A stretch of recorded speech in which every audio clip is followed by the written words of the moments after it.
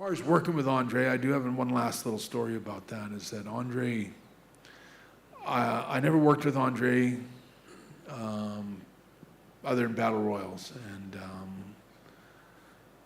I remember we flew all the way from America straight to Italy. And after we landed, we went straight from the airport right to the arena. Straight, no sleep, no hotel or anything. And which is like exhausting. I can remember it was like my feet were like rubber, my legs were like rubber. Actually, it's not safe to even wrestle like that when you have no sleep. But that was how WWE ran in those days. And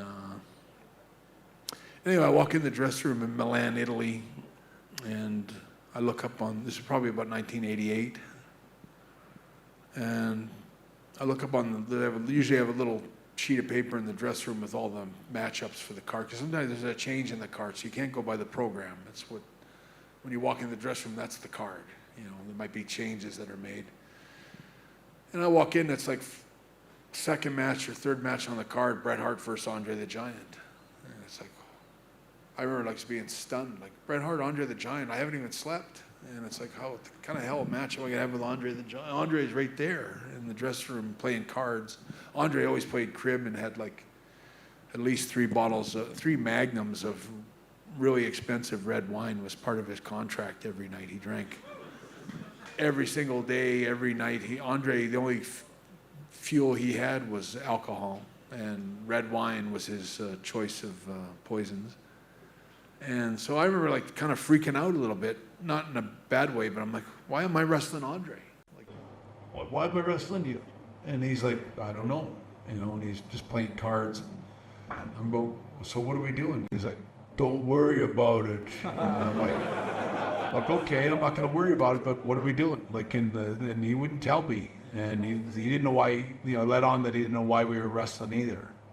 And I'm like, almost starting to panic a little bit, but I'm trying not to show it. Like, I'm thinking, I'm a technical wrestler, you know. I do put holes and different things on, stuff like that, but none of that works with Andre. You know, I don't know how I'm not a big guy like Doug or, you know, my style does not correlate very well with that match with Andre. You know, and I kept saying this, I don't know what we're going to do, and, you know, again, I kept going to Andre, and he was just kind of playing dumb, and like he didn't know anything about it. And everybody's like, so what are we doing? Like the bell rings of the match before us, like their match is over, and it's like, we're up. What are we doing? And he's like, don't worry, I beat you with an elbow. I remember he told me he's going to beat me with an elbow.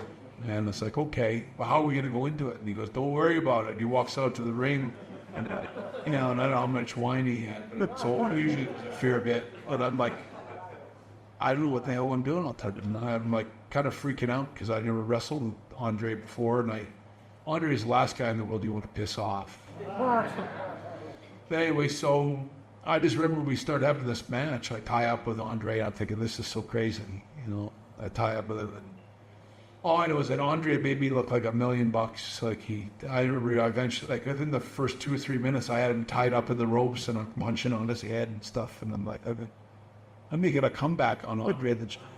Like, holy shit. And I was flattered by it, but at the same time, I was totally feeling my way through the dark on this whole match. And I remember Andre eventually started to beat on me or whatever it was. I remember I rolled under the rope, and I remember Andre, you know, I'd seen him do it with Jim Duggan and different wrestlers where you put one foot on your chest, yeah, and then he'd stand on your chest and hold the top rope for just a couple of seconds.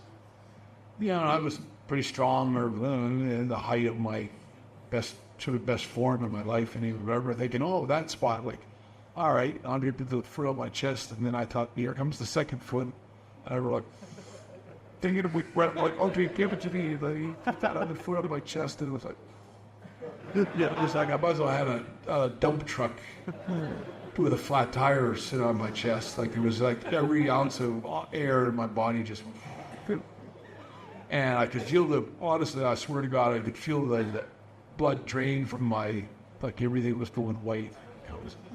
If he just stood on my chest for maybe another 10 seconds, I'd say he probably could have killed me.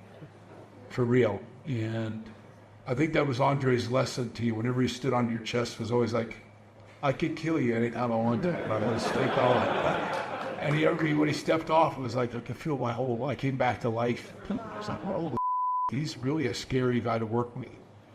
But I appreciated, just how big a man Andre was. And then I remember it's on some video somewhere from one of my DVDs, but the match I had, I only wrestled one time. But I remember he dropped that elbow on me, and you have to understand when you're lying on the mat and you watch a guy 7'4" teetering sort of over top of you to drop this elbow down. He fell like in 3 pieces, like his butt and his back. It was like watching a building fall down. And just going, oh my God, I didn't realize his ass is as big as a piano. And he's just teetering there, like, and all of a sudden he crumples down on you like a building. And I was like, he's going to be the worst squash I ever got in my life. But anyway, he dropped this beautiful little elbow on me. It was like, it was so light, and again, well done.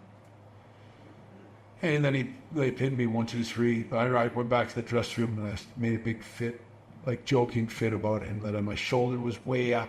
It was like so up, the referee just couldn't get under to check. And I was like, you never beat me, I want a rematch. And I would joke with Andre for the rest of the years I knew that about I wanted a rematch from the one match that we had, because my shoulder was never, but he never gave me fair. And it was a kind of a good joke, but Andre was, he was a very special guy. If you knew him, if you became his friend, he was a real friend. He never forgot his friends. But I will say the story about that is that I remember I came back to America and I ran into Pat Patterson, who was Vince's right-hand guy, did all the booking with us. I said, why the hell did they put me with Andre the Giant in Milan, Italy? And he told me, he goes, Andre asked